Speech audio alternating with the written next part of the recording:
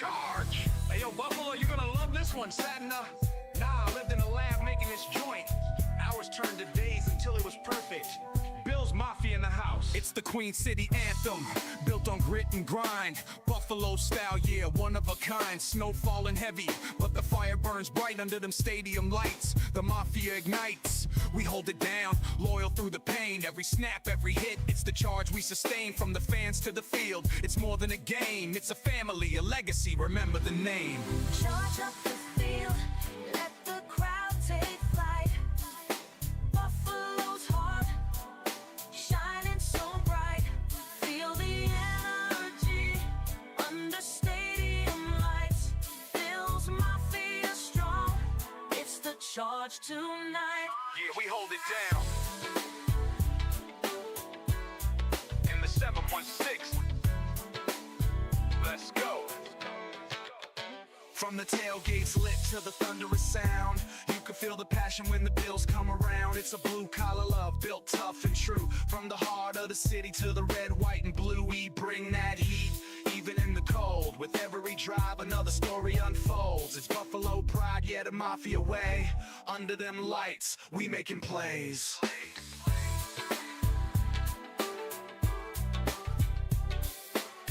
You feel that? That's Buffalo pride. Every fan, every play, this city rides. We built this together. We'll never fall. Bills Mafia forever. We answer the call. Through the highs and lows, we stay in the fight. Buffalo strong, yeah, the future is bright. Charge up the field, let the crowd take flight. Buffalo's heart, shining so bright. Feel the energy under stadium lights. Bills Mafia strong, it's the charge tonight. Yeah, we hold it down. In the 716. Let's go. Let's go. From the tailgates lit to the thunderous sound, you can feel the passion when the Bills come around. It's a blue-collar love, built tough and true. From the heart of the city to the red, white, and blue, we bring that heat, even in the cold. With every drive, another story unfolds. It's Buffalo pride, yeah, the Mafia way. Under them lights, we making plays. You feel that? That's Buffalo pride. Every fan, every play, this city rides. We built this together. We'll never fall. Bills Mafia forever. We answer the call. Through the highs and lows, we stay in the fight. Buffalo strong, yeah, the future is bright. Charge up the field, let the crowd take flight. Buffalo's heart, shining so bright. Feel the energy under stadium lights. Bills Mafia strong, it's the charge tonight.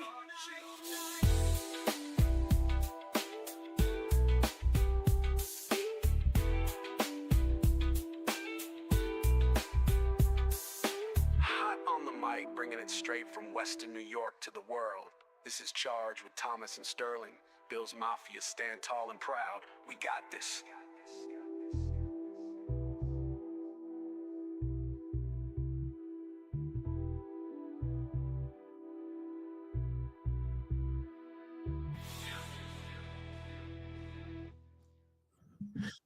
Yo, what is up, Charge Nation?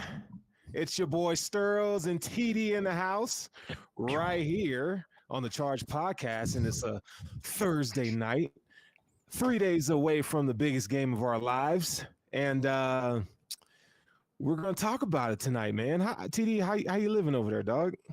Oh, we are doing good, my man. We are a couple days away from potentially the biggest game in Bills history.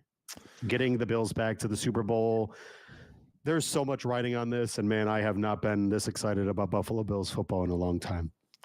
Yeah, it's one of those, you were talking before on the backstage there and how it just doesn't feel real. I think that's probably the sentiment that a lot of Bills fans feel right now. It just doesn't feel real, man. It's like, you see, you turn on the TV, what do you see? Bills Chiefs, right? Like, they're not even really talking about the Commanders and Eagles. It's Josh Allen and can he get over the hump and what all that looks like. And before we get into all that stuff, TD, I think I would be remiss if I didn't tell you guys to like, follow, and subscribe to the Buffalo Media Network, to the Charge Podcast. So make sure you give us a like, follow, subscribe. We got my dog Ian in the background doing the thing back there. But yeah, man, shoot. We got JD in the house, What's up, Mark? Cardinal, so pumped. Yeah, Mafia, what's up? So yeah, man, we're doing a damn thing today. And our job tonight is to paint the picture to get everybody ready for a win on Sunday night. Like, I understand everybody has nerves and angst and, maybe some uncertainty. You look at the Chiefs on the other side and you see Patrick Mahomes and Travis Kelce, Taylor Swift, and now Caitlin Clarkson, that whole conundrum. And then Andy Reid and those State Farm commercials and, the chicken nuggets, it makes you hungry. And then, you got football. And hey man, it's just a damn good time to be a Bills fan. And you know what? From last week, we saw a lot of Flock Nation come in here. A lot of Flock Nation coming here talking that shit. Yeah. And for them, it's 3-2-1 Cancun, and they are not back. So before we jump into the Chiefs, let's talk about that Ravens game real quick, and we're going to wrap that whole thing up. I'm sure most of you at home are probably the same place we are, where we've kind of put that game to the side. We're focused on Chiefs, but I didn't really get to talk to you about that Ravens matchup, TD. So let me hear some of your prevailing thoughts and what went on and some of your takeaways. It's tough. The games that happened this past weekend all had such dynamic just pieces, right? And one thing that I thought was really intriguing about this weekend is every team that had the most yards lost. Yeah. Which really tells you what's going on in the state of playoff football, right? And if you look at Josh Allen, I think one thing that has been just a huge kind of point of just analysis, something to kind of chew on, is how he acts in the playoffs. Obviously, we know he has the ability to put up gaudy statistics. He's done it, especially against the Chiefs. But the other side to that is, can he play some clean football? We know he's had the propensity of throwing the ball into harm's way in the regular season. He's been less prone to doing that in the postseason. And then came the Ravens game, right? And in the Ravens game, it wasn't a statistical showdown, right? Like, they didn't go above and beyond and blow the doors off of the Ravens by any stretch. In fact, Josh Allen, he had 126 yards passing. I mean, pedestrian at very best. But I think the one thing that is going to potentially bode well, and obviously we're going to get into the Chiefs, is they didn't turn the ball over. Yeah. And when it comes to playoff football, you need to protect the asset that you have. And that asset just so happens to be every possession that you are given. And when you're playing against Patrick Mahomes, every possession has impeccable importance. You need to score or at least take advantage of every opportunity that is given to you. Yeah, I mean, the Ravens, they did a really, really good job on offense. I mean, running the ball, they ran the ball well in the second half, right? I think that is what got them back in the game.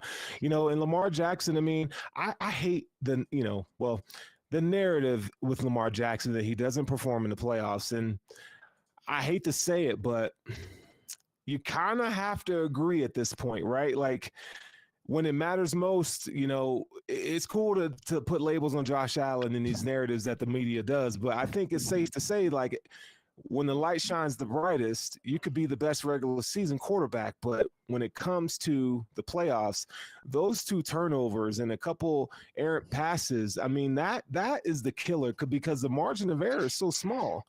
So what are your thoughts on that? Like, I mean, is the media crazy? Are we crazy for thinking, okay, Lamar is just a regular season quarterback, and when he gets to the playoffs, he pisses down his leg?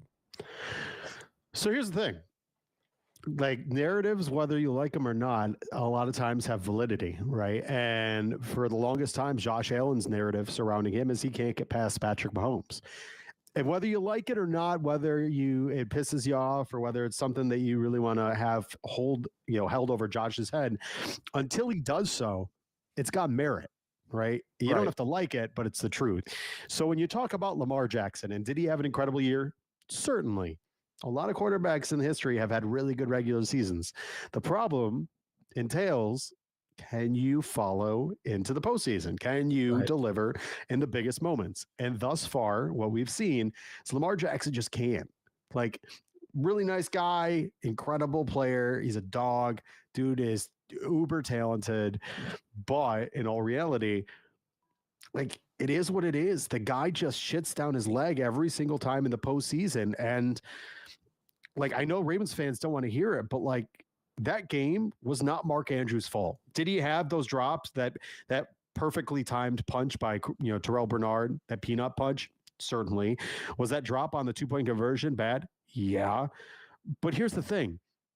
It would have never gotten to that point. It would have, and I talked to you about this a few weeks ago when it came to Coach McDermott. We blame McDermott about these last second decisions, but it never would have gotten there if the team had done what they needed to do before it even gotten to that moment. Right. If Lamar Jackson doesn't turn the ball over, it's never going to fall into Mark Andrews' lap, right? Like, they want to sit there and find, because God forbid Lamar has any ounce of blame put in his lap. That's what I wanted to get to. Whether it's within its own fan base, whether it's the national media, the guy just skates by. Yep. Without and I don't exactly know how to pinpoint it. I'm sure there's certain people that love to throw certain narratives as to why, but it's unfortunate because he's really good. But like, guess what? If the shoe fits, it is what it is, bro. Like, Lamar is uber talented, but the guy just crumbles every time. And like, at a certain point, it's kind of one of those like old adages. After a certain time, the more often something happens, you're more likely to believe that it's true, right? Like, and it just has become reality at this point. And until he changes it, just like if Josh beats Patrick this Sunday, then that narrative no longer holds water, because you can now say Josh can beat Patrick Mahomes in the playoffs. But to this point, Lamar he's just not been capable. Great player. But I just think it's like, I just urge people to be honest about stuff. You can't sit there and glaze Lamar, but then say Josh Allen. Both can be great and both can have things that they need to work on. But I just think it's going to take time. I mean, it's unfortunate that you have to be in the AFC with Mahomes and Allen and Burrow and whoever else insert, there's a couple other quarterbacks that I can name in there. And it's, it's very, it reminds me of, the Peyton Manning, Brady, Roethlisberger, Phillip Rivers, that whole conundrum of great quarterbacks in the AFC. And it looks like history is repeating itself. We're seeing a lot of these great quarterbacks playing in the AFC and in these critical moments. So yeah, it feels so nice because we didn't have a seat at the table back then. But now that the Bills have a seat at the table, it definitely feels nice. Like the Bills deserve to be there. They've worked their ass off to be there. You've seen the maturation and growth from Josh Allen to, it's those kind of changes that put the Bills are where they are. So the fact that the Bills came in, took care of business when a lot of people thought, hey, this matchup doesn't look great, and they ended up doing it. So it's wonderful. Defensively, though, let's look at the defense real quick before we move on. Yeah. Who was your, outside of Terrell Bernard, because we know he played phenomenal, who was that guy for you, though? Greg Rousseau. Okay. His ability to stop the run. I mean, at the end of the day, you knew that the onus of the Bills was to stop, whether it was Lamar Jackson or Derrick Henry. Justice Hill had his way. Dudes like Ty Johnson, just the guy that you don't know his name, but just shows up on the stat sheet every week. Greg Rousseau's ability to dedicate to the run and contain and not allow them to really break to the outside or really interior is incredible. And that they literally made it so that, or Greg made it so they didn't even run his direction. And that tells you exactly what he needs to do. Like, he stays home. He knows how to, to really keep his gap integrity. But on top of it, like, dude is a monster. When he needs pressure, he gives you pressure. But when he needs to actually make sure that, there's no breaking of contain, he's one of the best in the game at it. And thank God for that, because it literally made the Ravens have to change their entire game plan. Yeah. Like, they thwarted the run right out of the gate on the Ravens. And then from there on out, it wasn't until later in the second half, when the Bills kind of took their foot off the gas, that they really got anything going in terms of like quality running. Yeah. And, taking the foot off the gas, it's hard. It's hard to say, because I just feel like the Ravens are a good team, and they got coaches over there too. And it was just a gridlock kind of game. And, it was execution as well. But I will say this: Ed Oliver played a hell of a game. Got to give a lot of credit to Ed Oliver, and he's having a postseason that we have not seen from him and that defensive line. So, it's real easy to shit on the defense for the past few years, right? And when they had injuries and stuff like that, and just bad play. But so far, these two games, I mean, the defensive line has been stellar. So, shout out to the defensive line: Ed Oliver, Daquan Jones, as you mentioned, Greg Rousseau, AJ Epinesa, which they're going to have a big test coming this weekend. But real quick, though, RJ in the comments says, man, you look like a young John Travolta. I don't know what I have no idea what RJ is even yapping about there. That makes zero sense to me. Is that RJ Melville? Who is that? What RJ is that? You look like a young. Is your wife told you that? No, I wish she did.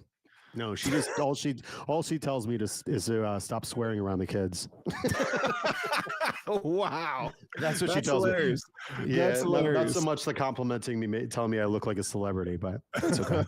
She still says I'm cute, but like, hey man, well, yeah, y'all got cute kids, man. Y'all doing the damn thing. John Sorvion, what's up, dog? All right, so. We're done. We're done with the Ravens. Like, let's get to see ya. 3-2-1 Cancun. Peace out. Don't want to hear from Ravens flock ever again until next season. All right, so I think we're gonna take a turn here. I mean, because you if you turn on YouTube, or you're looking on ESPN, everybody's talking about some of the minutia of the game and in certain ways. But like, I think as Bills fans, because we are excited about this moment, we got to remember how we got here. It's fitting, it's fair. Because I think it makes the Super Bowl sweeter. If you win the Super Bowl, it's going to make all that sweeter. And like you talked about behind scenes here, this season has gone by extra fast, bro. And it's yeah, and we're already in the AFC Championship game, where I just feel like we were, I was just watching the game against the Dolphins in week 2, and I'm just like, yo, this is, if it's gone by. So let's tell the story. Like, let's tell the story for here. Just real quick, the last we saw the Bills was against these Chiefs in Buffalo. That was a Stephon Diggs game where he did this whole, when he missed the pass, and we saw, just the wide receiver core was just a fucking mess. It was not productive. It was not good. The Bills on defense, what would they have? They didn't have any starting linebackers. They were the 4th and 5th starting linebacker. AJ Klein off the couch. They had Tyrell Dodson with a torn labrum. Tyrell Dodson, torn labrum. He was the PFF best linebacker in the league, apparently. And what happened? We got waxed by the Chiefs. Now, they didn't blow us out, but Travis Kelce, Patrick Mahomes, I mean, they were killing our zone. And no Benford, right? I think Benford was out. Benford was out, and Rasul Douglas was basically playing on one leg. And so that was the defense that you trotted out there. No Von Miller, right? I mean, you look at that defense, and the Bills only lost by 3 points? Yeah. Right? So we go into this offseason. Stephon Diggs with his dumbass tweet about Josh Allen, or talking shit subtly. You sure? Right? And then people say I look like Ricky Martin. That's hilarious. you see that, and then the next day, Diggs is traded. I was happy. I was elated. Like, I was so tired of Stephon fucking Diggs. So tired of it. So tired of it. So here we are.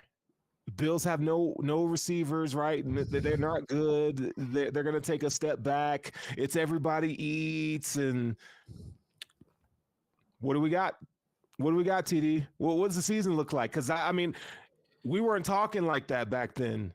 What was your initial thought of the Bills season? Like, what did you think they were capable of doing? Did you think Super Bowl? Did you think, deep run in the playoffs? Or were you just like, yeah, I think they're probably going to lose 4 or 5 games, and we'll see? So I've always had the belief that as long as you've got Josh Allen, you've got a fighting chance, right? Like, he provides you at least minimum 7 to 9 wins every single year, just without any other pure talent, right? Like, he can get you to like middle of the road. If you look back, and I could show receipts for some of my tweets that I had. I literally said I thought that this wide receiver core could be the best one that the Bills have had under Josh Allen before the season started. I really just thought the grouping that we had so much talent, just the diversity, the skill sets, what they were offering, everything worked out. And that was even before Amari Cooper was a part of this. So I just thought, looking at who we had, getting rid of some of the older players, bringing in youth who we drafted, I thought it was just a really good group of players. Did I know that we were going to be as good? No. Did I have belief I think I said that. I think I speculated 12 and 5 or 13 and 4 was my guess on the season. And it was pretty close. So I believe that they were going to be good. Did I believe that they would break records like they have this year and be as efficient as they were? No. Did I believe that the defense would take a step back per se and the offense would carry them? No. But I think this team it's been a trial of tribulations, because this season really is just so much new. Joe Brady, Bobby Babich, 2 brand new coordinators at the head of the defense and the offense. That's huge change, right? Okay. All new weapons outside of Khalil Shakir. Everybody that is on the wide receiver core had never caught a pass from Josh Allen. That was big. You had Dawson Knox coming off a broken wrist, broken hand from last year. So you had to see what he was going to be. Dalton Kincaid into his second year. That was a big step. The maneuvering of a new offensive line with Mitch Morse being gone, Connor McGovern going to center, David Edwards going to left guard. That was a big question mark. How was Osiris Torrance going to be in his second year? Like, lots of parts and pieces, moving things that were going to be different. Then you had Ray Davis coming in. So you had a new second running back. How was James Cook going to look? All these things were big time question marks, right? Right. And then if you went to the defensive side of the ball, brand new safeties, no Micah Hyde, no Jordan Poyer. Check. Big time question mark. You had the linebacking core. Milano and Terrell Bernard were coming back. Oh, just kidding. Matt Milano's injured again. Now it's Terrell Bernard and Dorian Williams. Can Dorian Williams carry the load? That's a big question mark. There has just been over and over and over so many questions. And then on top of it, they had one of the previous to the start of the season, obviously it changed. Big questions as to whether or not they were going to be good in the AFC East. Were the Dolphins going to be good? Were the Jets going to be good? What were the Patriots? Like, there were so many things that were unknowns going into the season. So to look back and see them really just be amount to more than every expectation. Like, I believe they could win games. I didn't believe they would do what they did. And to be in the AFC Championship and to beat the Broncos, and the Broncos were no pushover. They had one of the best defenses in the league and an up-and-coming offense.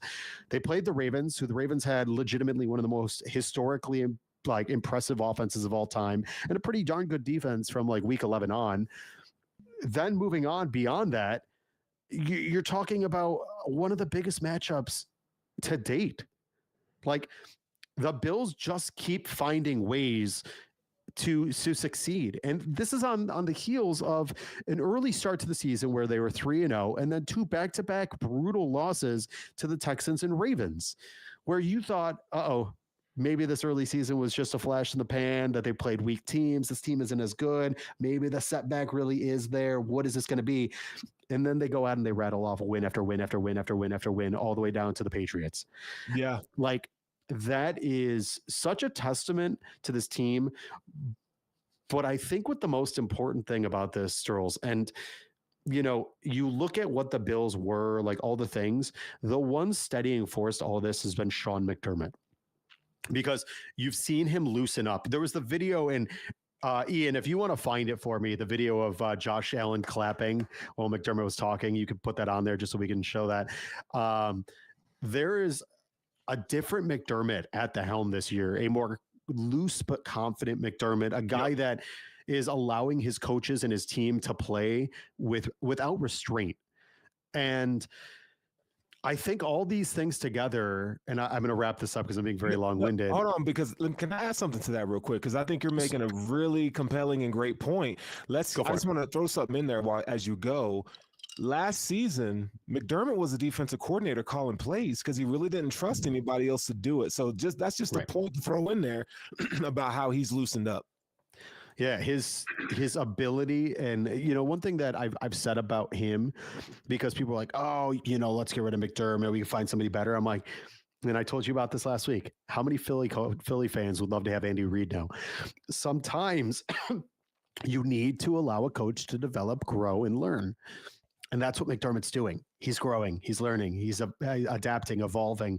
He is becoming a new version of himself. And that's great, because that's what you want a coach to do, right? Like, when a coach stops learning, when you stop learning, you're dying, right? Like that's the age-old phrase. When you stop learning, you're dying. When you stop growing, you're dying. That's with McDermott. What you're seeing is a guy that is ever evolving. He is becoming a better version of who he is. And that's what you saw this year, right? Like you said, he immediately gave Bobby Babich gave him the keys to the car and said, let's go, young buck, show us what you got.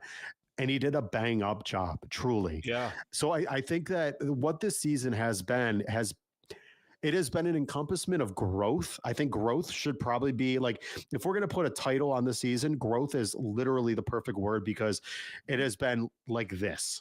Yeah. And that's what you want from a team that really revitalized a roster with some fresh blood and brought in some new ideas, some new people, and just shook things up. And it's all worked. And it's worked really well. And I feel like the turning point in the season was the Houston loss. We saw 2 weeks in a row. The efficiency from the passing offense was putrid. We saw coaching errors from, Joe Brady, bad decisions by Josh Allen in terms of who he threw the ball to down in distance, right? And we were sitting there thinking, okay, everybody eats, but I don't know who outside of Shakir. I don't know who you're really going to count on. And then in comes Amari Cooper.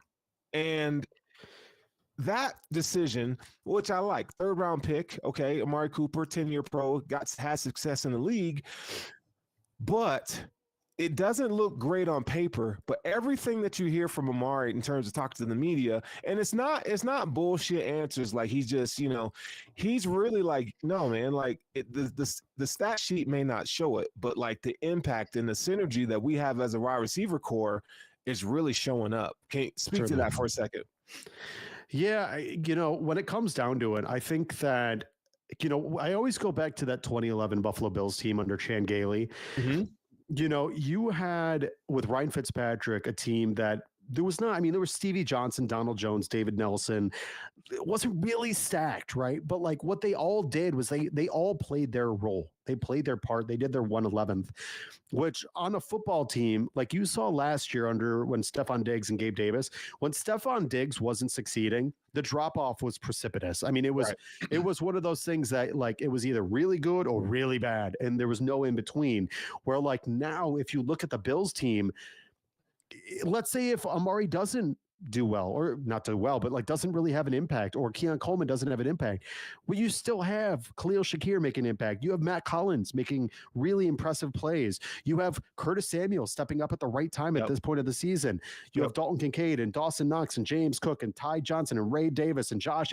Like the list goes on, right? Like I could just keep naming names because, what Amari said is, and especially at this point in his career, like who gives a shit if he catches a ball, because if they're winning the game, he doesn't care. Like he wants a ring. Yeah. At this point in the season, with what this team is doing, if you can find ways to continue to evolve, like I said, in growth, which is huge, but if you can find ways to still have your offense hum because you're getting everybody involved in one way or the other with that everybody eats mantra, then you're doing fine. Because what that does is it makes it incredibly difficult on the other team to figure out, to schematically diagnose how to play you. Right. Like you're constantly changing. And I love it because the Bills offense is a chameleon, right? They are a chameleon with whoever they play. Okay, Ravens, you want to play big body? We're going to do that too. And we're going to bring Alec Anderson as a sixth lineman, and we're going to run it down your throat and do it with efficiency. And on top of it, we're going to break your morale. This week, Chiefs, you want to play some zone defense with Trent McDuffie and Justin Watson, and then you want to have Nick Bolton in the middle, and you want to try to keep us from doing things? Okay, we'll use our linebackers and run slants across the middle, and then try to run verticals on the outside to space you out. And if that doesn't work, we're going to start running again and use what has worked incredibly well all season against a team that hasn't succeeded. So that's the best thing about this, is that Amari's like, I don't have to be the guy for this offense to succeed. I can add my piece to the pie, but like as long as the team is thriving, everybody's happy, right? Like it's almost that old thought, like no one's, the only time you see people that are unhappy is when you're losing, right? Like, and then if you're losing, then it's like, maybe if I had receptions, things would be good, but things are going well. The locomotive is moving down the track. So we're okay. Yeah, I mean, and that's absolutely true. So here's the question.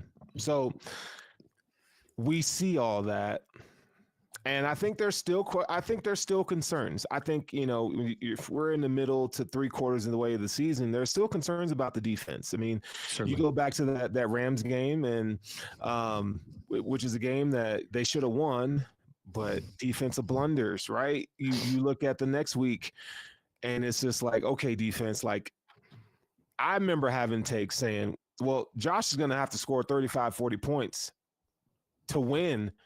That defense is just underperforming all the time. And my question is this, and let's be real. Do we trust the defense? I know what they did against the Ravens, what they did against the Broncos, but this is Mahomes. This is Arrowhead. This is Travis Kelce. This is Andy Reid and Worthy and these weapons. Do we trust the defense in this crunch time? Yes. And the reason I say that, obviously they didn't have Worthy last year, though they had Rashee Rice. The Bills did pretty darn well against the Chiefs last year in the divisional round with a busted ass defense. Like, let's be fair. The Bills, like we talked about a little bit ago, trotted out like a farm team of a defense, and were a couple drops and a Tyler Bass missed field goal from going to the AFC Championship last year. Like the Bills, when you play the Chiefs, first off, they're going to play each other tough. Like at the end of the day, right. There's nobody that plays the Chiefs as tough as the Bills do. Like they just haven't gotten past them. And you're talking about some like minute details that really would change the narrative of like the Bills and the Chiefs, right? I think they will, because McDermott's growing. He's learning, he's evolving. Are you going to stifle them and stop them completely? No, it's Patrick Mahomes. He's going to get his, like at one way or the other. Like we talk about Kelce. Kelce, does he look like he's running in mud? Yeah. But the dude is so good that it doesn't matter. He still finds a way to get open. Jesus, you talked about it on the postgame show. Like the dude is just always open, like standing there by himself, like he's wearing camouflage. Like at the end of the day, they're all going to get theirs. It just comes down. And I said the same thing before this last week. And I said the same thing before the Broncos game. It's about minimizing mistakes. If you can go into this game and not turn the ball over and make the fewest mistakes, you will win. Yeah, and it's about efficient quarterback play. And that's something, you talk about a narrative that Josh Allen is this quarterback who just turns the ball over. But okay, well, it really hasn't happened in regular season, and it historically hasn't happened for him in the playoffs. And so you come into this game, it feels like this. It's like, you know what the analysis is, you know what the stat says, you know what the film tells you. But then there's this devil on your shoulder, if you will, that says, hold my beer. It's Patrick Mahomes and it's these Chiefs, and it's like, okay, dog, like that's where the PTSD and the anxiety comes in. So, okay, so do we trust the defense? I can say I trust them enough. I don't fully trust them because I feel like at any point the fucking wheels can come off. But I do think they have what it takes. Like they've shown, it's not this high level of variance where it's just up and down. I do feel like though they've kind of steadied over the past few weeks, over the past 6 weeks, I'd say. And I think that's a championship winning DNA formula. So I trust the defense, but I'm holding my breath, if that makes sense. Yeah, you can't get too high, you can't get too low when it comes to playing postseason football. Like I said, minimizing mistakes, being as steady as possible. But when it comes to playing the Chiefs, you're going to win if you can find a quality baseline, right? And you just have to. First off, you have to stay ahead of the sticks against them, and you have to stay a couple points ahead of them at all times. And that's the one thing nobody did. Like if you look at their schedule this year, nobody could get ahead of them. Like that's why the Chiefs are so darn good, because you know what? And I will say it to the day I die. Andy Reid is one of the best closers in the game. Period. Like when it comes down to crunch time at the end of a game, if I'm going to talk about any coach in the NFL history, Andy Reid and Patrick Mahomes together close out games almost as good, if not better, than Belichick and Brady. You just have to be diligent with what you do well, and you have to keep things within an arm's reach. And if you do that, I think you're okay. The other thing is, I think the first person to score 30 points could win this game. Well, if it's that case, it ain't going to be Kansas City. But there's a statement here by Tyler. I'm going to read it and we'll address it because I think it kind of ties into what we're talking about tonight. He says, I was encouraged more by the defense during the regular season this year. Terrell Bernard against Kelsey was inspired. I'm more concerned with the offense than the defense. Brady has to outcoach, game plan, and adjust more than Spags, one of the greatest defensive coordinators of all time. I'll let you address it, and then I got an answer for his statement. Yeah, I mean, when it comes down to this game, it's literally a chess match. Yeah, that's what it is, right? And the one thing that's nice, if we're being fair, is the fact that Brady's new, right? Like Brady is that young gun. And I'll be honest with you, I don't think he's shown a whole lot this offseason. Like I know, like the whole spooky thing about Andy Reid is he doesn't show his playbook till the end of the playoffs. Like he's just some crazy mastermind, and he's incredible, and he pulls out all the punches. But like, I really feel like Brady has done an incredible job of kind of keeping things just very, I don't want to say vanilla, but not going too overboard with the offensive game plan. And I think that's worked for him. And when you're going against a guy against Spags, you have to be on your P's and Q's because first off, Spags is going to blitz all day long. He does it more than almost any defensive coordinator in the game, which granted, albeit, Josh Allen does well against the blitz. It's still something you have to account for. And on top of it, just with their coverage and the way they're able to, disguise things, you need to make sure that you are keeping them on their toes. You have to diversify your offense, whether it's play action, whether it's utilizing different styles of run, using all three running backs, short to intermediate passing game. Like you really have to switch it up because as soon as you start getting kind of complacent, that's when Spagnuolo is going to absolutely eat you alive. So I think that as long as Brady stays the course and does what he has done so far, I think it's going to be a neck and neck occasion because I think he's obviously that good. He's getting head coaching, opportunities right now. He's not just some fly by night flash in the pan. He has been impressive this year, scoring the second most points and the most in franchise history. I've been heavily impressed with Joe Brady, and it to me, it's like it's the KISS, keep it simple, stupid. Not that the offense is simple, but the concepts are simple. The answers are there for Josh Allen to make plays, and the personnel usage is wonderful.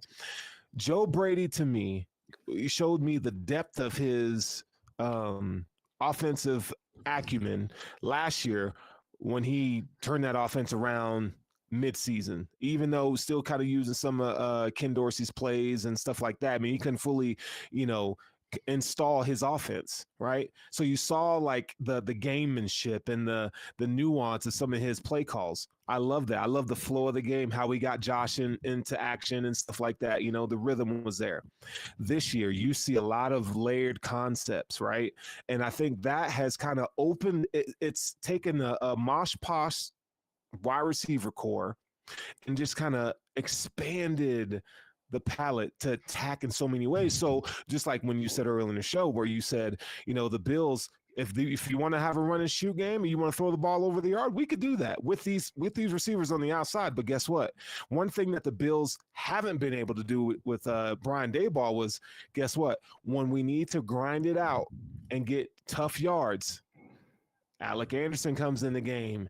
Dion, Spencer Brown go to work, and these running backs, they're damn good, and they're perfect for what the Bills are doing. And then you see Joe Brady layer these concepts in the run game, and he just keeps it fresh, man. It's hard to defend when you can attack and do multiple different things. It's a multiple offense, I would say. Now I don't like the usage of the screens, all the time. Like that can be annoying or whatever, but sometimes they work and sometimes they don't. But I get the idea. But your point about Spags, I mean, he's going to blitz 40% of the time. You know, I think they're fifth in pressures or blitz percentage. So they're gonna blitz. And I think for Josh Allen in this offense, one, like you said, just stay within the flow of the offense. But Josh has to see the blitz. He has to know who's coming. If it takes him an extra second, 2 or 3 pre-snap to, okay, get your wits, get the offensive line together. You know, you saw David Edwards, signaling for a guy to move in motion, right? Matt Collins, come. And then Allen's like, oh yeah, like come. You know, it's that kind of stuff that I haven't seen from a Bills offense in a long time. Haven't seen it. So yeah, man, it's good. I think Spags, because they don't have the defensive line that they once had, I think that he's kind of I wouldn't say plateaued, but his defense isn't as intricate as it once was. Like I think Josh Allen and these boys have figured it out. I will say one of the big points to them, which I want to do, onions have layers. Ogres have layers. Joe Brady has layers. Some Shrek. I tried to get that Shrek voice. As stupid. Never mind. Moving forward, Charles Omenwu is coming back, or is back, which is a great piece to that defense because it really opens things up for Karlaftis. Yep. And Karlaftis gets opened up because Chris Jones has been terrific. You know, that defensive line, it's still got Mike Dana. It's got a lot of parts and pieces that are really good. And as long as Chris Jones is there and playing, you got to pay attention. You got to be really on your P's and Q's. But I do agree that, like, they've been good this year. But I feel like if you watch their games, the game itself and the way people play the Chiefs, it doesn't, like, the only one that's really eating is Karlaftis in terms of his numbers. And he has, like, I think he only needs like a sack or two more to break the Chiefs all-time postseason sack record, which is crazy for him being so young. Mm-hmm. But like the teams they've played have just underperformed every time. So like their stats are pretty inflated, which is not to say they're not good, but like the same thing I said about the Ravens down the stretch, right? The Ravens numbers are, they were really good defensively over the last 6 games, but they played some really bad quarterbacks. And right. If we look at the Chiefs, I just want to bring up their schedule. I should have done this earlier. No, I'm looking at it right now. So the Chiefs' schedule this year, their last 6 games of the season, right? Mm-hmm. They played the Texans, right? And that game was a mess because I believe that's the game that Tank Dell went down, where he blew out his knee in the back of the end zone. So that was an emotional mess. You had the Browns, and that team is just an absolute tire fire. Steelers with Russ, who he just is not a good quarterback. And then you had the Raiders with probably one of the biggest snafus of all time, but Aiden O'Connell, who's just not very good. Like, the best person against them was the Panthers. Right. Yeah. And no, I don't count the Broncos game because that game was preseason. I said that earlier today. Like that Broncos Chiefs game was just a wash. Right. So that goes the opposite direction. But in terms of who they played over the last probably month, outside of maybe Justin Herbert, and he only put 17 points on the board, they didn't play this elite number of quarterbacks. So like their statistics definitely got inflated or ballooned because of bad QB play. Not to say that they don't have good players. You know, Trent McDuffie, one of the best corners, moved from slot to outside. Justin Watson being back, which is great because Najee Johnson was terrible. Like they're really good. And then they got Justin Reed, Jaden Hicks, a young, safety who's really kind of coming to his own.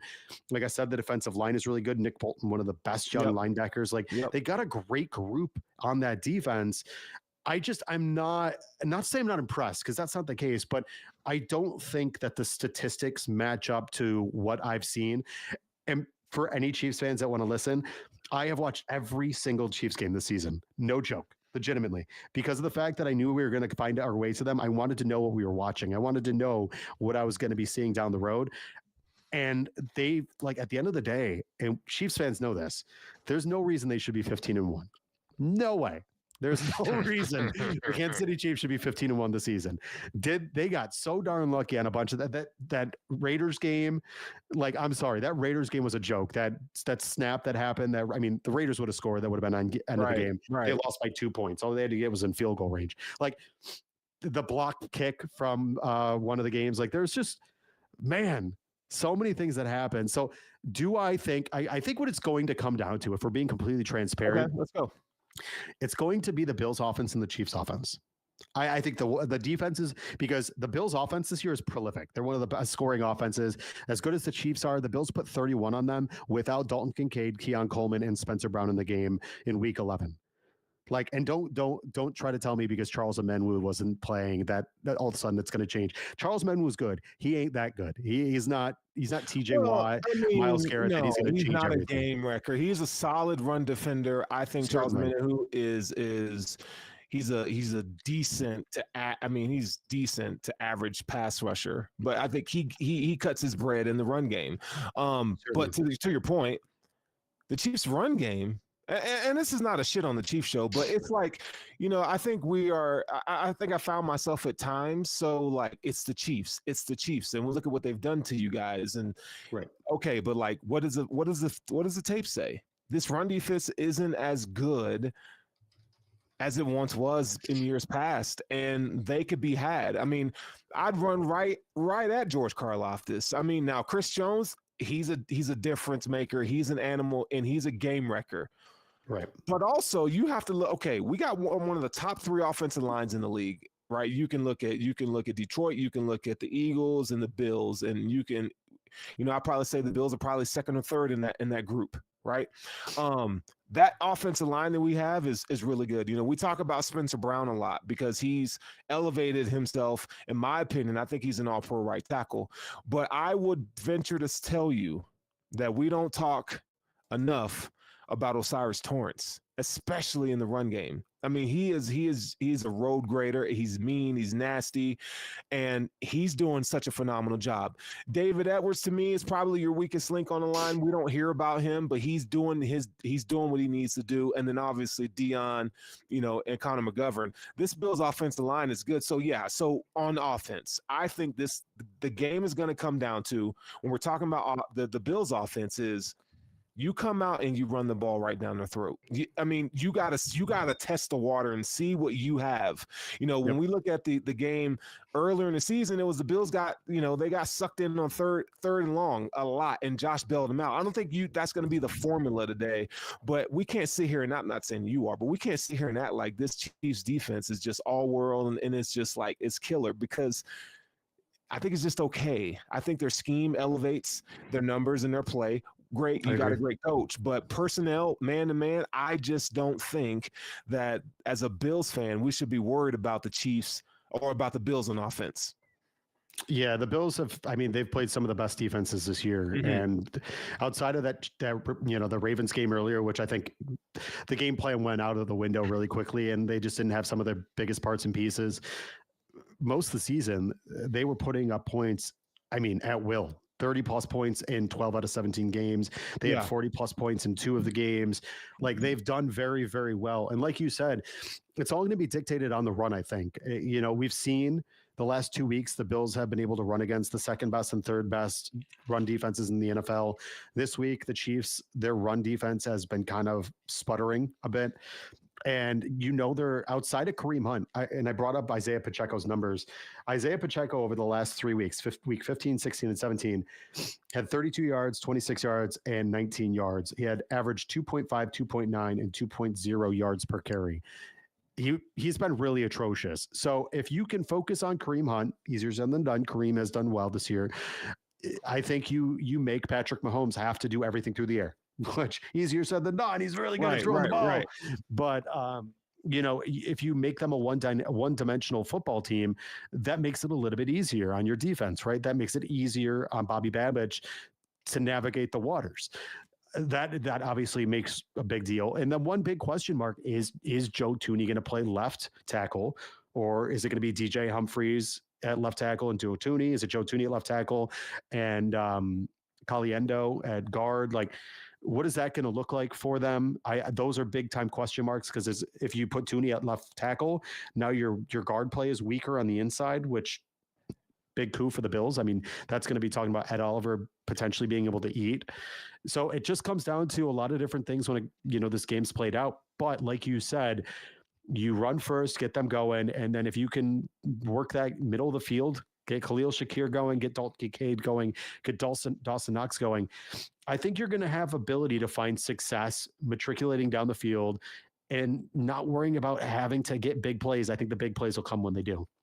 Yeah, and we're talking about the Bills defense. Well, before we get to the Bills defense, let's finish up on the Bills, what they're going to do in the passing game. Okay, I think if I had to put money on it, I would say the Chiefs are probably going to play a lot of man coverage. I think that helps the Bills in the pass game, and also, I mean, it opens good up luck playing man against Josh Allen. Josh Allen eats man coverage, and we saw what he was able to do with his legs in the first game. So it depends on what they do with Trent McDuffie, right? Who does he travel with? I mean, we know he's a very versatile corner. He could play in the slot. He could play outside. But I think, he's played so many. I think he's played 85% of his snaps have been on the outside this season. So with that being said, you're looking at Amari Cooper or Keon Coleman. Okay, great. Take one of those. Take them out of the game, right? Now you got Khalil Shakir, and then Kincaid and Knox. And Knox usually has a great game against the Chiefs. I don't know what it is about Knox and the Chiefs, but he usually has a great game. And so when you look at that middle of that Chiefs defense, you see guys like Nick Bolton and Drew Tranquil. Okay, they're not great in pass coverage. I think both these guys are much better against the run. So I think there's an advantage there, right? Now Shamari Connor is going to play your slot. So I think Shakir is the one that you're going to have to pay attention to the most. And now, okay, and then there's Amari Cooper. So if you're going to play man coverage, I trust Amari Cooper to win on the outside. 1v1, no safety help, or however they try to deploy that. If they go cover 2, cover 1, right? Like, I think, Amari Cooper can have some run here, but then Keon Coleman. So if McDuffie's not on, Coleman, I mean, look, man, he's kind of iffy, but I would take my chance to throw the ball down to him and see what happens. I mean, we saw, Josh threw it to him against Tre'Davious White, drew a flag. Like, those are the kind of things in the pass game that I want to see. Can you get the backs going? Couple games ago against the Chiefs, we saw James Cook have a phenomenal game at Arrowhead in the regular season. We've seen the Bills deploy their running backs. Another feather in the cap for Joe Brady, how brilliant it has been for the usage of these running backs. I think the Bills have one of the highest rates of usage of running backs in the pass game in the league, right? So I don't know. I think this Bills team can score 30 points. To your point, they can score that many points against the Chiefs, and I'm not sitting here shitting on the Chiefs. I think they're a great defense, but I do think from a matchup perspective, I do think this favors the Bills. Yeah, and at that same time, if you look at what the Chiefs can do offensively, I think it's going to be a bit of a struggle, if we're being fair. Yeah. I think that they have some nice weapons that the Bills are just going to have to, like, at the end of the day, Travis Kelce has succeeded when he's played the Bills. Like, we haven't been able to stop him. It just comes down to slowing him down. And then if you look at the rest of their team, like, you have to worry about 3 guys who could all go off, whether it's DeAndre Hopkins, Obviously Xavier Worthy, who the Bills have history, with that trade and Keon Coleman. And then you're talking about Marquise Brown. Like those three pose huge threats. And then Noah Gray, who's been a very, very good tight end this year. I think if you're looking at that, you have to worry about them. And then you have to worry about one of the best quarterbacks to ever play the game. Right. Like, I think the onus is going to have to be, hey, listen, thanks, G. Appreciate you, my friend. Thank you for liking the show. I'm glad you're here. When it comes down to it, you have to be really, really dedicated, not only to the run, but you have to be dedicated to your zone. Like when you're playing them, you can't get lost, right? And the biggest thing that they traditionally do is they like to run a lot of motion across the middle where one of the receivers is going to get lost and then breaks out and then he's gone, right? Like Xavier Worthy all of a sudden breaks loose for 35, 40 yards because Travis Kelce washed out the middle of the field and now two of your linebackers are stuck. Like that's what you need to be focused on. You need to be paying attention as to who's got assignments. You need to know where to hand off each guy to each other. Like there's got to be a ton of communication in this game because Andy Reid is going to throw the whole damn kitchen sink and more at you. And he's going to present looks that we just haven't seen yet. Every year, there's something new, a new wrinkle in his game plan that the Bills just haven't seen yet because he's that good and he has that much experience and he's got new weapons all the time. Like I said that, like, I'm not scared about their wide receivers right now just because of their age, but you never know.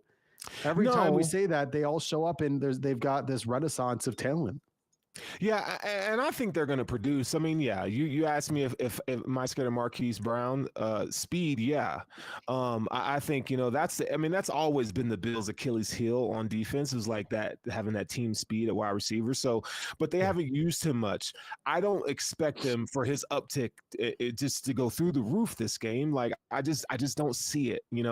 Right. Xavier Worthy, yeah, I think he's definitely a problem. So you're going to see the Bills play that shell, that two-man shell, right? Too high and kind of keep everything in front of them. And I think what a wrinkle that you're going to see, I think you're going to see 5-man pressures, right? You're going to see Milano as that spy, and you're going to look at Bernard. Bernard's going to have to do a really good job on Kelce. I don't think he's going to keep Kelce to 2 catches, 8 yards like he did week 11, but that's going to be his assignment. We've seen in the past where Milano has had to cover Kelce. It doesn't go well. So we're going to have to see Bernard on Kelce, right? And then you're going to have to watch that motion. You see a lot of motion where they use Worthy to kind of, to change the picture post snap, right? They want to get to kind of see what's going on pre snap, and you're going to see a lot of that kind of stuff. So look for Worthy to get a reverse or jet sweep, something like that. Those gimmicky plays. But I think if you stay focused and you hone in on what your assignment is, I think you're going to be okay. I do want to talk about though. We mentioned the Chiefs' offensive line. I think this is a game where you see Von Miller line up where Joe Thuney is if he plays left tackle, because Joe Thuney has shown you that he could be beat with speed. A speed, bendy edge rusher, Epinesa, Von Miller. I think he can be had. And then I'm not worried about Mike Caliendo. I think, if Ed Oliver continues to do what he's done, I think they can generate that pressure up the middle to get Mahomes off his spot. Yeah, I mean, Von Miller, like we talked about, and we had the same conversation about him. He's definitely ascending. And, you can't tell me that he's not saved himself for this type of moment, right? Yeah. That's why you got Von Miller. This is like, dude, if there was ever a moment, if there was ever a moment, and we didn't have Von Miller last 2 times against, we had him last year against Mahomes, and he had a really nice sack in that game, but he wasn't fully himself. In the year prior, he tore his ACL before we even got to that game. So this is the time that we brought Von Miller to go against Mahomes. Like that was what we spent this money on for Von Miller to be that closer. So having him is going to be big. Like you said, going against Thuney, one of the best left guards in the game. So having him bump outside, we'll see how it shakes out. Thuney's done a really nice job, but you're right. Getting him with speed is going to be probably a bit of an advantage. And then again, with Caliendo on the inside, if you can push the pocket, the best way to beat a quarterback is to get that pocket, literally just push the pocket in and allow the defensive ends to hem him back in there. I think that's going to be key.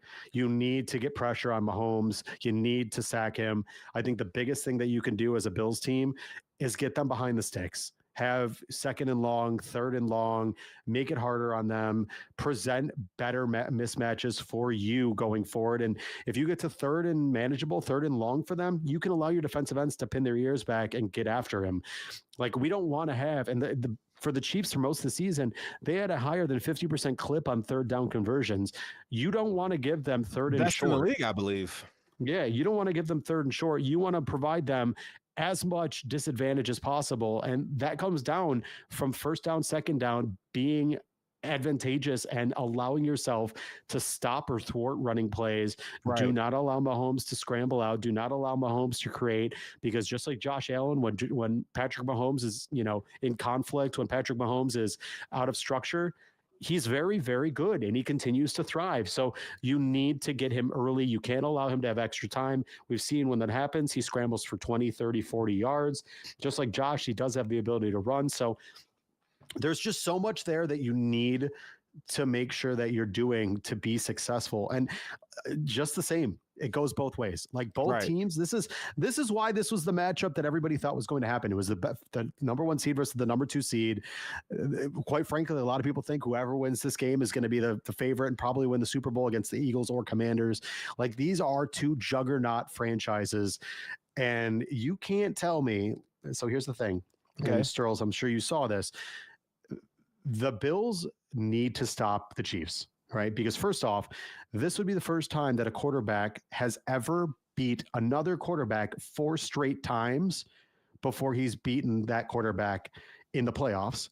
This will be the first time that, Mahomes has the ability of going 3 straight Super Bowls. The Bills don't want to allow that. Like there's so many things that the Bills want to stop. And then on the flip side to that coin, this is Josh Allen's legacy, man. We talked about this, but this is humongous. Yeah. This is humongous for Josh. If Josh Allen makes the Super Bowl, all bets are off. Everything changes. Everything. Because now you're talking about a guy who has, man, okay, I'm going to use a really weird reference. But you remember when you were younger and you went on a date with a girl and you're like, oh, so that's what this is like. And then you became girl crazy. That's what's going to happen with Josh Allen. Josh Allen's going to taste the sweet nectar of the Super Bowl and be like, girl, I am going to be back. And that's what's going to happen. Josh Allen, you're going to get him there and the floodgates are going to open. And I'm telling you, you're going to, it's just going to be hard to keep him restrained from succeeding in this game. I truly believe, just like what happened with Peyton Manning and Tom Brady, Josh Allen is due to break through, and this is that year. You don't keep great quarterbacks, great players as such down. There's typically a breakthrough somewhere. Now, let's say it's not this year, it's coming. Right. Like I've this year's taught me to be patient. Like everything, it doesn't have to be instant gratification. There's a process to this, and I'm okay with that. So, and I'm not just saying that because the Bills losing the divisional round in the previous years and stuff like that. But it's like, no, like I saw what I needed to see out of McDermott this year. I've seen what I needed to see out of Allen. I see the trajectory going up and where it's going. So the Bills will win a Super Bowl. But we're here. We are knocking on the door to the Super Bowl, and you got to slay the dragon. And I think the thing that could stop this Bills team is if they beat themselves. And the blessing and the good news of all that is they haven't done it this year. They've played they've been really consistent in the results in terms of doing what they need to do, offense, defense, special teams at times. But I really do feel confident in these group of players to make plays when it matters most. I mean, we talk about one of the stats we talked about last year, the Bills drop rates. That has gone down a ton. The Bills, significantly. That's huge. Josh Allen, big play throw percentage. I think his big play throw percentage is like high 6, 8 threes or something like that. Like Josh is making plays when it matters. The Bills are going to win this game. If you ask me right now, put your money where your mouth is. I'm going to say I'm going to go with the Bills, and I'm going to probably say 34-20 Bills. And I know Chiefs fans don't want to hear that, but you can't keep kissing death and coming out on the other side. If a cat has 9 lives, damn it, the Chiefs got 15, and it's just it can't continue to happen. We cannot let these boys get to the Super Bowl and win another chip. Well, one of my favorite stats about this team this year is they have it's a 4.1%. Okay. Remember that number. 4.1% is the number of sacks, interceptions, and plays of loss, right? Yards lost. 4.1% of all plays this season is how many times they've had all 3 of those things happen. It is the lowest number of any team since the NFL AFL merger. This team is playing with such heightened awareness for protecting the ball, for not allowing disastrous, cataclysmic, havoc style plays to happen to this team. Right. Yeah. When you're protecting the ball, when you're not allowing your quarterback to get sacked, when you're not having negative plays happen, you are going to win more than you're going to lose. Absolutely. And for the Bills, when it comes to games like this, and I mentioned at the front of the show, of all the teams in the divisional round, the teams that won were the teams that scored the least amount of yards because they made the least amount of mistakes. Right. And the one thing they always talked about with Josh Allen is, he had so many interceptions. Well, when you throw the ball as much as Josh Allen does, there's going to be more opportunities for interceptions because you're throwing more balls, right? Like, right. When you add more numbers, more times, something's going to happen, right? Like that's just percentages. So when the Bills are limiting those type of situations to happen, they're going to succeed. That's what they're doing. And I fully anticipate, like G-Pick, I appreciate all your chat tonight, man. As a Chiefs fan, you've been rock solid. But in terms of this game, I believe Josh, by limiting those errors, that's going to be the key and the real recipe to victory for Sunday. Yeah. And it's got to be. And again, the tape says the Bills in the metric wise. I mean, I think they're gonna perform. The best team doesn't always win in these games, and I'm aware of that.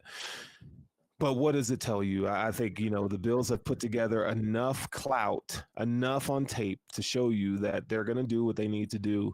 It's the Bills' year, man. Bills Mafia, stand up, get excited. I really do think this Bills team is gonna win. So before we go, TD, let's hear your prediction for the game. I think it's going to be 34-17 Buffalo. Ooh, 17. 34-17. Okay. I think the Bills, I think they do enough to really keep them hemmed in. I think that the Chiefs are a good offense. They're not a great offense. And the Bills do enough to keep them kind of just under wraps, because as long as, if you look at the way the Bills do things, they say, go ahead and move the ball down the field until you get into the 20s. We're going to clamp down. And I fully anticipate that being the case, that in offense where they've got speed, it's a lot harder to utilize speed when you've got limited space for spacing. Right. That's why the Dolphins always had an issue against the Bills, is because they had no spacing for Tua to be able to run those kind of, timing based routes with, Waddle and Hill. Yeah. I think the same thing's going to happen. The Bills are going to do what they need to do. They're going to clamp down on that running game with Kareem Hunt and Isaiah Pacheco. I call me a Bills homer. I pretty much always am. But I just think this is the Bills' year to finally just slay the giant, take down, Goliath, and move on to the Super Bowl for the first time and change everything in terms of trajectory for this franchise. Yeah. I mean, listen, man, it's the year. It is the year. And I think Bills fans, get excited. The Bills are playing in the AFC Championship game, man. In the AFC Championship game. This is not 2021 where we were just happy to be there, knowing that the Chiefs were a juggernaut and they were going to beat us. We actually have a legit shot at this. You just need everybody to do their 111th, as Sean McDermott would say. But this team will be loose. They will be ready, and I think they'll do what they need to do. So With that being said, Bills go to the Super Bowl. Before we go, because I forgot to ask you this, who are they playing? The Washington Commanders. I was thinking the same thing. I don't like Jalen Hurts. And outside of like Saquon Barkley, what the Commanders did to the Detroit Lions was, I mean, that was like that's like a felony, man. They were just beating the brakes off of a number one seed Lions team like it was nothing. Like that was like the redheaded stepchild just smacking them around. Man, when it comes to this type of football, and I think that like we were just talking about Josh Allen, Jaden Daniels is he's like a serial killer, bro. Like, the dude shows no emotion. He doesn't look any bit phased. For a rookie, it's really terrifying. He's going to be a really good quarterback for a long time. Yeah. I think, man, staring death in the eyes and not blinking. I think that team is real good. I love what they've built there. I think it's very similar to like old Bills teams, just a bunch of guys, like Bobby Wagner's there, like a bunch of dudes that were just reclamation projects looking for their last chance. And they're all playing with house money. Yeah, they are with house money. So I would love to see a Super Bowl because I don't want first off, I think Eagles, Cowboys, Ravens, Dolphins fans, I hate them all. They're all terrible. They're loudmouths. They don't stop talking. I would love to see the Commanders, man, for everything they went through with Dan Snyder and that dumpster fire of a franchise. Chef's kiss. I would love to see them get their day in the sun after all those years of absolute torture. So, and they've got a great team, man. What a fun team to watch. All right, so I think it's going to be Bills Commanders as well. Bills will win that, but we'll talk about that as we move along here. So for those of you who tuned into us tonight, man, we want to just thank you for being here. This Buffalo Media Network and the Charge Nation, the Charge podcast here, man, we're growing, and hey. He is risen indeed. Make sure you guys check out our show sponsor, Leveled Up Labels. The only reason I didn't have this showing, my basement, the studio is so cold. I was freezing. So I had to put a sweatshirt on. But I did want to show this awesome t-shirt from Leveled Up Labels. You can check them up on Twitter and their website, leveleduplabels.com. They are awesome. They've got some incredible gear. They've even got a Josh Allen face throw pillow. Check them out. They are great. We really appreciate them. Yeah, I'm gonna need that. I would wear the He Is Risen hoodie if they had one. They need to make that into a hoodie. And I'm game on that. So Leveled Up Labels, hey dog, hit your boy up. Hook a brother up. Hook a brother up, you know what I'm saying? But anyway, man, this is this has been fun, TD. Now I will be out. I will be out this next week, dog. So you're gonna have to hold the fort down, man. I won't be back till Thursday night. So you're gonna have to hold the fort down in my absence, dog. I don't appreciate that, but I will do my very best. All right, man. With that being said, dude, Charge Nation, stand up. We up out of here. Go Bills. Go Bills, baby. Hot on the mic, bringing it straight from Western New York to the world. This is Charge with Thomas and Sterling. Bills Mafia, stand tall and proud. We got this.